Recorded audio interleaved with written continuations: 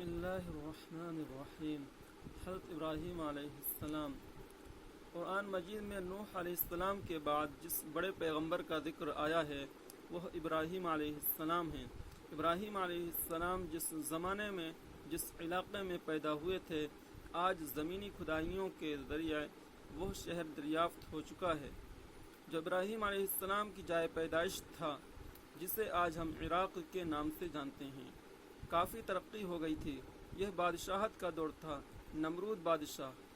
حضرت ابراہیم علیہ السلام کے والد کا نام آزر تھا، جو نہ صرف شاہی مندر کا پجاری تھا بلکہ ایک بہترین سنگ تراش بھی تھا۔ مورتیوں کو تراشنا اور بیچنا اس کا مشغلہ تھا۔ اس وقت عراق میں سماجی بھید بھاؤ کا نظام جاری و ساری تھا۔ پنڈتوں نے قوم کو 4 گروہوں میں بانٹ دیا تھا، جیسا کہ آج ہندوستان میں ہے: برہمن، چھتری، ویش، شودر۔ اگر آبادی 100 کی ہو تو سمجھیے کہ ان میں سے 2 برہمن ہوں گے، 4 چھتری ہوں گے، 6 سے 10 تجارت کرنے والے ویش ہوں گے، باقی 80% شودر ہوں گے۔ شودر طبقہ تینوں طبقوں کی خدمت کرے گا، اس لیے کہ برہمن کو بھگوان نے منہ سے پیدا کیا، یہ کچھ لوگ مانتے ہیں، چھتری کو سینے سے، ویش کو ران سے، اور شودر کو بھگوان نے اپنی ٹھوکر سے پیدا کیا۔ یہ باتیں کچھ لوگوں کا ماننا ہے۔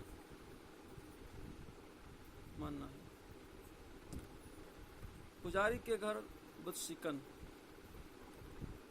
اس زمانے کی سب سے بڑی مذہبی عبادت یہ تھی کہ کوئی کنواری بالغ لڑکی اپنے آپ کو راہ چلتے ہوئے کسی غیر مرد کے حوالے کر دے۔ آپ اندازہ لگائیے اس سے فائدہ کون اٹھا سکتا ہے؟ شاہی خاندان یا دوسرے نمبر پر جو فوجی تھے، بڑے بڑے سردار یہی فائدہ اٹھائیں گے۔ آج بھی ہندوستان میں شودروں کی لڑکیوں کو اٹھا لیا جاتا ہے۔ عراق میں سینکڑوں منادر تھے، چاند، سورج، ستاروں کی پرستش اور پوجا ہوتی تھی۔ شاہی پنڈت کے گھر ایک بیٹا پیدا ہوا جو آہستہ آہستہ عمر طے کرتا رہا۔ یہ بچہ جب 8-10 سال کا ہو گیا تو اس نے اپنے گھر کے ماحول کا جائزہ لیا۔ اللہ تعالیٰ نے عقل سلیم عطا فرمائی تھی۔ لڑکا ہمیشہ دیکھتا تھا کہ کچھ مزدور بڑے بڑے پتھروں کو جو بے ہنگم، بدشکل، بدصورت ہیں، لا کر گھر کے صحن کے کونے میں کھڑا کر دیتے ہیں۔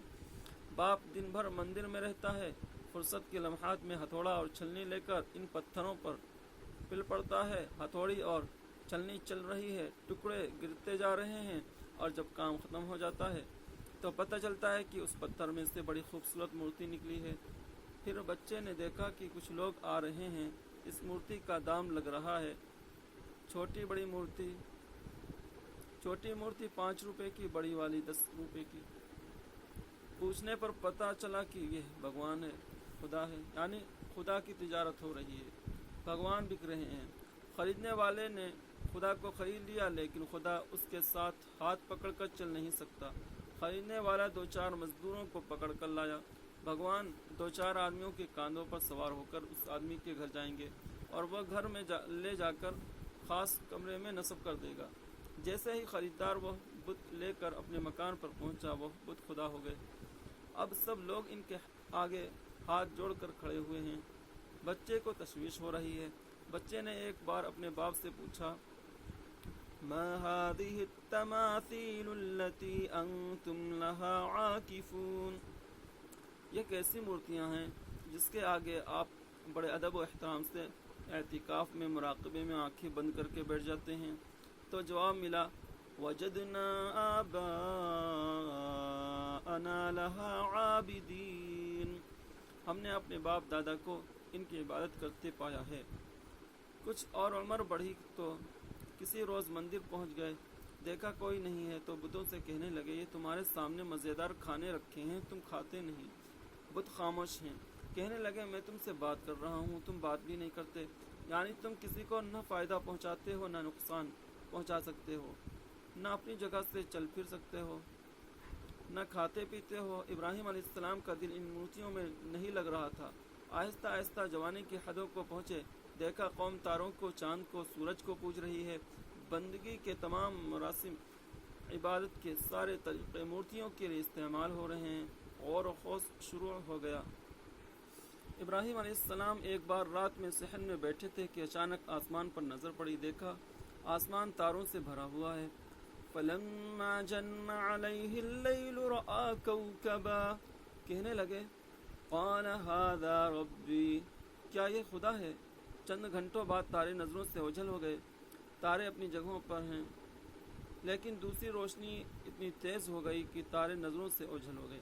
کہنے لگے لا احب الآفلین، ہم ڈوبنے والوں کو پسند نہیں کرتے۔ ایک اور موقع پر دیکھا جو 14ویں کا چاند پوری آب و تاب سے چمک رہا ہے۔ کہنے لگے ھذا ربی، کیا یہ میرا خدا ہے؟ صبح ہوتے ہی چاند بھی ڈوب گیا۔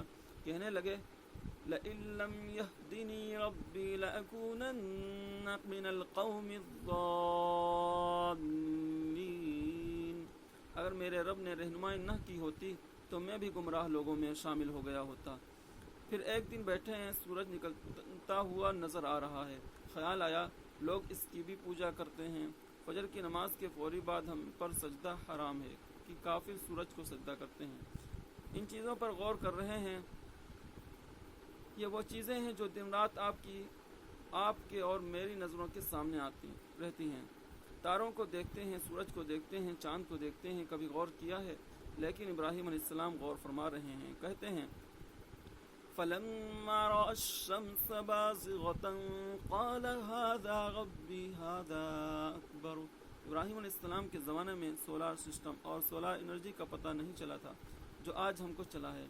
آج ہمارے کیلکولیٹر، ہماری گھڑیاں، بے شمار مشینیں سولار انرجی سے چلتی ہیں۔ اس زمانے میں تو یہ سہولت نہیں تھی۔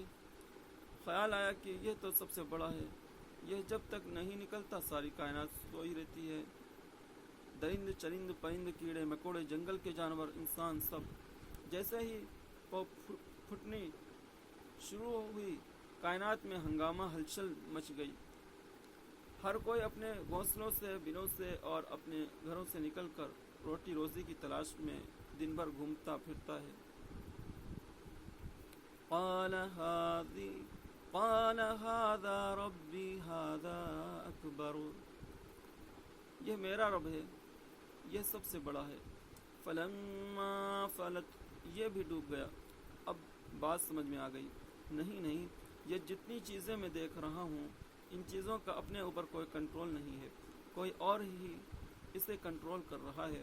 اپنی قوم سے مخاطب ہو کر کہنے لگے یا قوم انی بریء مما تشرکون انی وجہت وجہی للذی فطر السماوات والارض حنیفا وما انا من المشرکین، اے میری قوم تم شرک کر رہے ہو اس کے ساتھ جس نے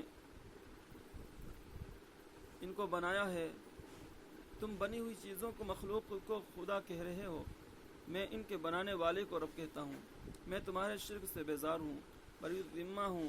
میں نے یکسو ہو اپنا رخ ایک سمت کر لیا ہے اور میں مشرکوں میں سے نہیں ہوں۔ رخ اس کی طرف کیا ہے جو زمین و آسمان کا خالق و مالک ہے۔ بندے نے غور و خوض کیا، اللہ تعالیٰ نے علم و ہدایت عطا فرمائی اور نبوت سے سرفراز کیا۔